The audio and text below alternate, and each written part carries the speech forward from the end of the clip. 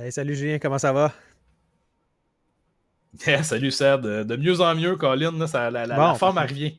Saison de la grippe, là, ça va Ouais, achever ça. On va y tuer ces grippes-là. ouais, toi, t'es chanceux. Moi, j'ai la petite là, qui me ramène ça à toutes les 2, 3 semaines. Là. C'est Oui, fatigant. Là, Colin. fait que là, j'avais une petite grippe, un petit rhume, là, 2, 3 jours. Là, c'est pas pire. Là, fait que, on va voir. C'est ça. On Exact. en vient à bout. Là, un autre. On en prend plus pour nous tuer, nous Comment? autres, Ouais, Seb. c'est ça. Ouais, j'espère, j'espère. Là, aujourd'hui, avec le Vendredi Rocket, on parle de, ben, évidemment, la Mhm. grosse nouvelle qui a fait parler toute la semaine, Arbor Jackay. Arbor Ouais. Jackay. Qu'est-ce Et qui là se là. passe avec cette histoire-là? Je pense que tu vas pouvoir nous en parler parce qu'il a joué son premier match il y a quelques jours. Ouais, mais écoute, même Ouais. mercredi soir, en fait, là. Donc, écoute, je vais commencer avec ce match-là, littéralement. Là. On parle d'une défaite de 5-2. Deux premières périodes Mm. vraiment exécrables. Là. On est sorti de là 4-0 après deux périodes. Donc, ça devient difficile de faire toujours du hockey de Ouais. rattrapage. On le voit avec les matchs du Canadien. Tu sais, si vous regardez le Canadien, à chaque fois qu'on tombe en situation où on se fait poter un ou deux buts là, dans la première période, ça devient très difficile de revenir. Quoique, quand même une belle force de caractère là, du côté du Canadien qui réussit quand même souvent à revenir dans les matchs malgré tout. Sauf que là, du côté de Laval, c'est totalement l'inverse. On est très, très souvent incapable de revenir du déficit. Puis, écoute, là, enchaînement de défaites. Match de 5-2. Écoute, Arbor Jackay, de son côté, c'est pas illustré grandement au niveau Attends, du là. match. Il a pas. Attends, là. Il n'a pas été invisible non plus. Là. Il a quand même eu quelques bonnes mises en échec et Ouais. des choses comme ça. Mais au niveau du jeu défensif, ce qu'on aimerait qu'il améliore, je crois, c'est une des raisons pourquoi on l'a envoyé là, ben, ça a été Ben, c'est laborieux. ça. Là. Fait que là, c'est comme on le ramène en bas. Puis c'est un peu, hey, c'est un peu ça qu'on se disait avec Slavkovski. Faudrait pas qu'on le ramène en bas puis qu'il Mhm. performe pas. Bon, c'est un match, là, Ouais. mais je veux dire, c'est un peu là, une des. Faudrait qu'il performe. On s'entend, il revient d'une blessure. Puis c'est un peu ça qu'on lui reprochait au début de la Mhm. saison avec le Canadien. On lui disait, bon, il revient d'une longue blessure. Ça marche pas tant que ça. Fait que là, il s'est reblessé. On le ramène en bas. Maintenant, Ouais. va falloir qu'il se remette dedans. Il est capable. Là. Honnêtement, il est capable. C'est vraiment pas un Oui. problème. En tout cas, je crois que quelques matchs pour se remettre dedans, puis il va déjà être bon. Mais j'ai pas l'impression qu'ils vont le remonter en Mhm. haut. Au début, on se disait, ben, c'est juste pour la remise en forme. Mais est-ce que c'est réellement juste pour la Ouais. remise en forme, dans le sens, ils vont le laisser là tant et aussi longtemps qu'il ne va pas améliorer son jeu défensif? Ouais. Ben, écoute, en toute franchise, je crois que même si le Canadien n'a pas ouvertement mentionné Mm. ce fait-là, je crois vraiment que les belles performances de Jacob Strubble, dans le fond, puis de Mhm. Lidstrom, dans le fond. C'est deux gars qu'on n'attendait pas nécessairement qui puissent offrir de la stabilité au Ben niveau oui. de la LNH. Puis là, ils sont en train de prouver qu'ils sont Cinq capables de sixième le faire. défenseur, ça a l'air très, très solide pour l'instant. Mhm. Fait que, tant que ces deux joueurs-là vont apporter la stabilité au niveau de la LNH, j'ai l'impression que l'organisation du CH va Mm. laisser Arbor le plus longtemps possible dans la AHL, en espérant qu'il puisse Ouais. s'illustrer, autant offensivement que défensivement, que à la défense de ses coéquipiers. Parce que là, la première fois que je suis allé parler sur le show à Frank, là, mardi de cette semaine, on était le 5 quand on a eu la Mhm. nouvelle, dans le fond. Moi, j'étais convaincu que c'était pour durer une semaine ou deux, gros maximum. Là. Mais là, force est d'admettre, là, avec la situation qu'on a présentement au niveau de la LNH, les petits voyages qui s'en viennent aussi pour le mois de décembre, j'ai l'impression qu'il va passer Noël à Laval en ce Ouais. moment. Au Ben, moins. honnêtement, c'est pas si grave que ça. Tous les bons joueurs Non, non. défenseurs en bas de 22, 23 ans, c'est normal de les voir en quelque part aller dans la AHL. Là. Ça fait partie du Mhm. parcours standard d'un défenseur. C'est juste que là, on les a tous Ouais. lancés, la gang de jeunes, là, on les a tous lancés pratiquement en même temps, les Harris, Barron. Et Mhm. Barron, il a fait son tour en AHL. S'il veut Oui. avoir des conseils à Harbour, il peut toujours en demander à Barron, il va savoir quoi lui dire. Mais même chose pour Mhm. Goulet, ils sont tous arrivés tout en même temps. Kovacevic n'est pas si vieux que ça non plus. Ouais. Peut-être c'est une bonne chose dans un certain sens que tu en as deux, trois comme ça qui ont fait un tour à Laval. parce qu'ils comprennent un peu la situation, puis ils peuvent peut-être dire aussi à Jacka, hey, calme-toi, c'est pas grave, là, tu vas revenir, là, c'est sûr et certain. En tout cas, moi, je pense qu'il va revenir, ça, c'est sûr et certain. Maintenant, est-ce que, avec l'émergence, comme tu dis, de Strobel, l'émergence potentielle d'un Lindstrom, parce que quand il était avec Détroit, on va se le dire, il y avait des attentes plus élevées que ça pour lui, qu'il n'a pas livré. Il les a pas livrés. Pourquoi? Parce qu'il était peut-être pas assis dans la bonne chaise non plus. T'sais. Dans un certain sens, il en attendait trop de lui. Vraiment. Puis, tu sais, si on est totalement honnête, Seth, là, je pense que la raison pourquoi Harbour a fait la Ligue nationale immédiatement l'an passé, comme plein d'autres défenseurs dans l'histoire du Canadien au cours des 10-15 dernières années, là, moi, je vais penser à Victor Mété, je vais penser à.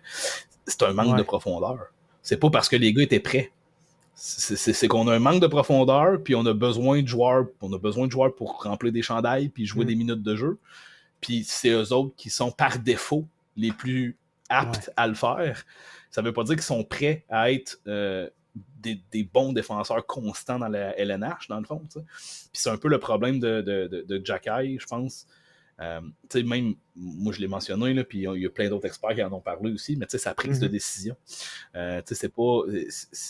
C'est laborieux, sa prise de décision. Puis c'est pas parce que on veut minimiser, je pense, le fait qu'il se porte à la défense de ses coéquipiers. On veut qu'il fasse ça. On veut pas qu'il le fasse moins.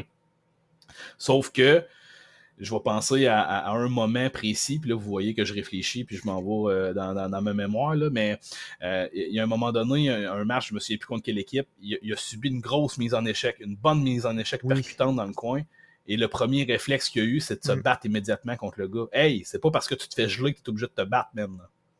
Aucunement, là. Au contraire. Prends ton. Ravale ta pelule, puis va le geler après. Bats-toi pas. Prends son numéro. Pourquoi là, faut que tu te battes immédiatement? Ça démontre un manque de maturité, puis c'est de l'ego qui rentre en ligne de compte rapidement, sous le coup de l'émotion. Puis ça, c'est quelque chose que, oui, effectivement. Tu sais, Wilson, justement, ce genre de gars-là, prennent les numéros en note, prennent le temps de dire, OK, garde-toi, je t'ai pas oublié, puis le prochain chiffre, bang, il s'en va le geler au bon moment. Puis pas si ça. Peut-être même le prochain match, Seb. Excuse-moi, tu parlais en même temps. Oui, mais je t'ai perdu une fraction de seconde aussi. Là. Mais possiblement au prochain match aussi. C'est pas plus grave. Là. Tu vas jouer 4-5 fois dans l'année, compte. Là. Quand même que tu réussis pas à prendre ta revanche là. Prends-la la prochaine game, ta revanche. Tu n'es pas obligé de l'oublier. C'est un peu ça que je trouve dommage à ce niveau-là. Je crois qu'il y a beaucoup de gens qui sont fâchés de ne pas le voir parce qu'ils l'apprécient beaucoup. Comme beaucoup de gens étaient fâchés qu'on échange Romanov parce qu'ils l'appréciaient beaucoup. Fait que, là, à un moment donné, il faut juste doser un peu nos attentes là, envers ces joueurs-là. Oui, on en a besoin.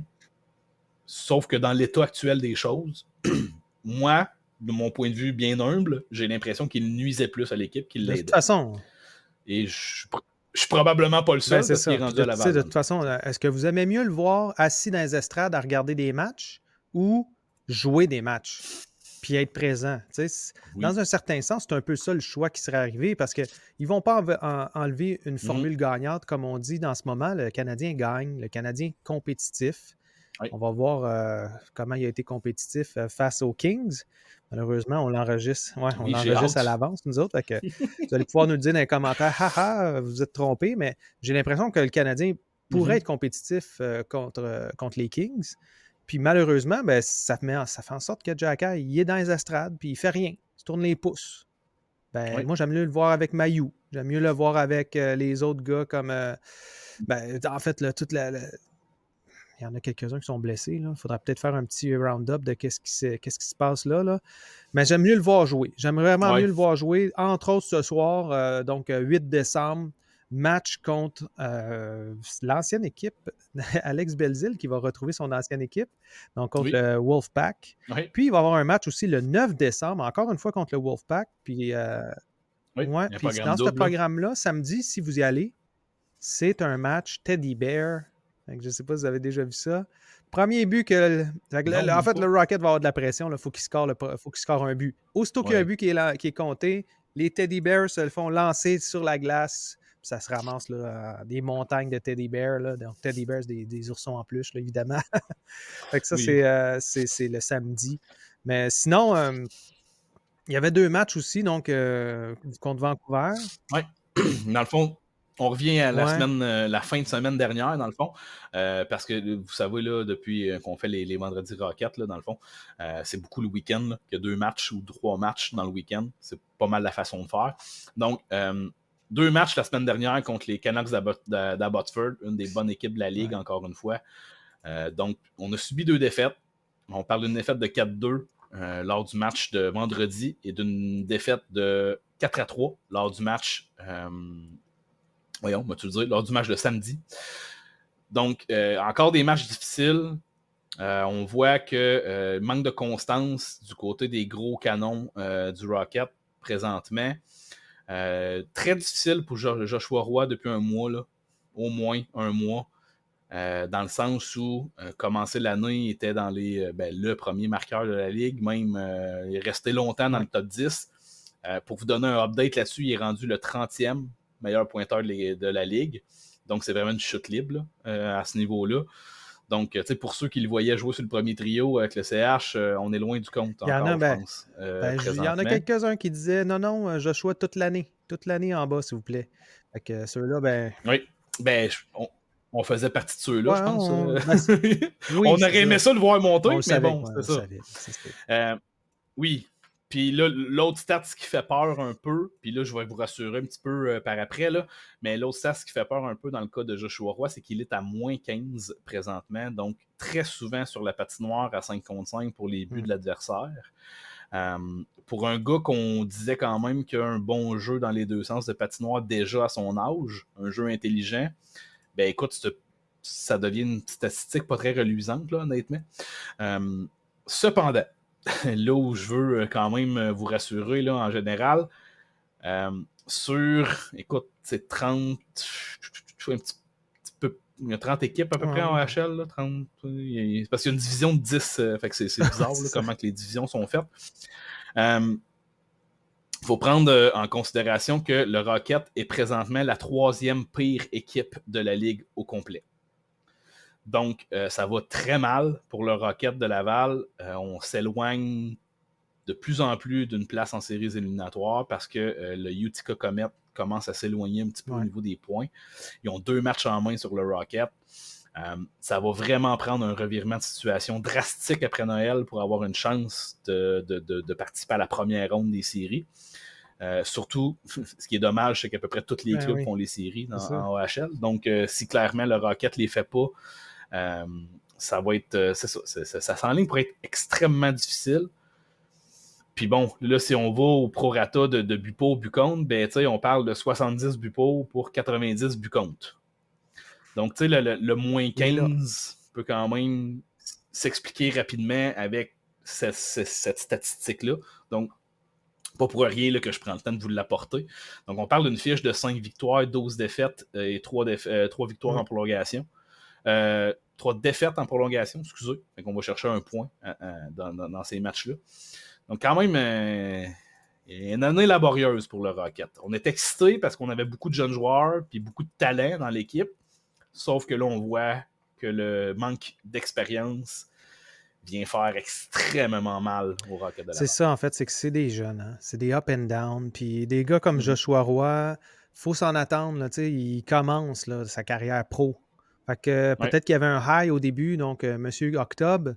Puis là, il arrive en novembre, c'était un petit peu plus difficile. Puis là, début décembre, ben là, c'est encore plus difficile. Là, il faut qu'il remonte la pente tranquillement. Peut-être qu'une pause peut aider. Puis, on va voir. Là. Faut pas oublier les blessures importantes aussi. Là. Émile Hanneman qui a manqué beaucoup de matchs. Gabriel Bourque qui en a manqué. Philippe Maillet qui a manqué beaucoup de matchs. Stephens qui est rendu avec le Canadien, là, qui a joué le dernier match avec le CH. Donc, c'est quand même des pièces maîtresses là, au niveau du Rocket.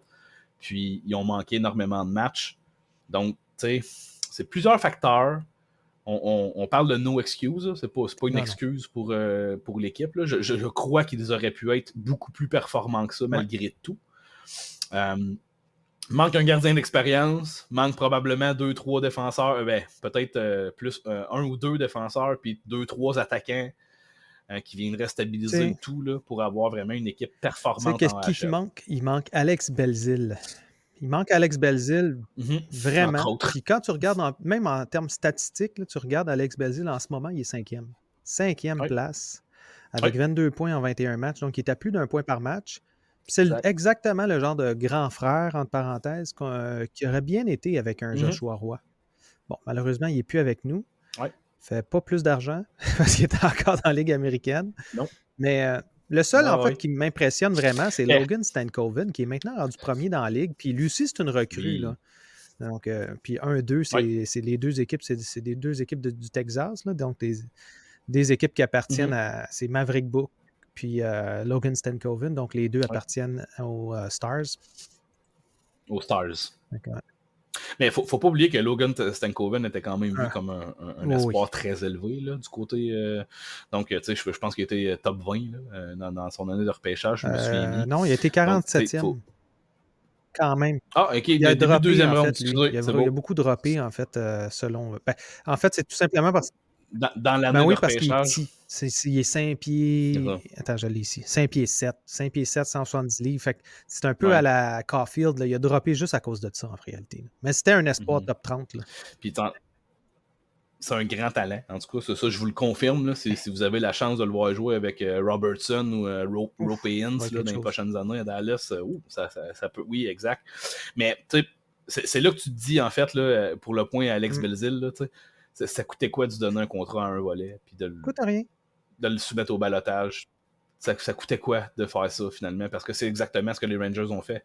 Ils ont donné un contrat à un volet, ils l'ont mis au balotage, il n'a pas été sélectionné. En fait, vraiment, la grosse difficulté, je pense, c'était que le Canadien ne voulait pas mettre Carey Price sur le LTIR. Puis ça a tout défait un peu les plans parce qu'ils ont été à côté sur le plafond en ayant Carey Price dans l'alignement avec son 10 millions quelque. C'est ça qui est malheureux en réalité parce que tu perds des joueurs comme ça, de profondeur, qui peuvent t'aider dans le long terme aussi, à aider les jeunes. Carey Price, il est fin, là, mais il n'est pas là. Tu es en train de pêcher ou il est à la chasse. Là. Il n'est pas en train d'aider les jeunes à se développer. Là. Surtout pas un Dobes. Loin de là. Ça ne veut pas dire que ça ne pourra pas venir dans quelques années, là, parce que je pense que, à la limite, je suis convaincu que le Canadien serait intéressé à lui offrir probablement une job là, pour l'avenir, mais tant qu'il est sous contrat puis qu'il est sur le LTR dû au contrat, ça pourra pas arriver. La NHLPA, en fait, empêche les joueurs de faire d'autres choses dans l'équipe parce que justement, c'est comme c'est un syndicat en réalité. Là. Le syndicat les empêche de faire certaines jobs pour pas qu'il y ait de l'abus. Parce que malheureusement, on peut être sûr et certain qu'il y en a certaines équipes là, qui auraient de l'abus là, si ça c'était permis. Donc, des gars comme, je sais pas moi,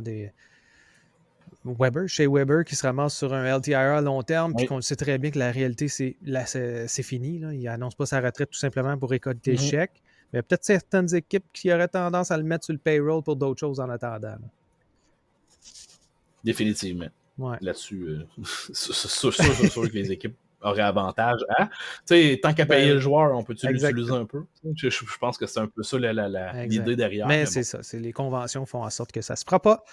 Puis, en tout cas, on va espérer que le Rocket revienne en grande forme, surtout après Noël, parce que là, il y a quelques matchs encore d'ici Noël qui vont être quand même intéressants. C'est pour ça qu'on va continuer à en parler. Surtout qu'on prévoit aller les voir au mois de février avec toute la gang du podcast à Frankwell. Il faudrait au moins avoir un petit peu une chance de pouvoir participer aux séries à ce moment-là. Ça serait déjà plus excitant là, pour la qualité du match qu'on va avoir. Sinon, merci beaucoup, Julien. C'était un super beau round-up. Yes. On se reparle pour les prochains épisodes. Merci, la gang. Salut. Yeah, définitivement. Merci tout le monde. Bye-bye.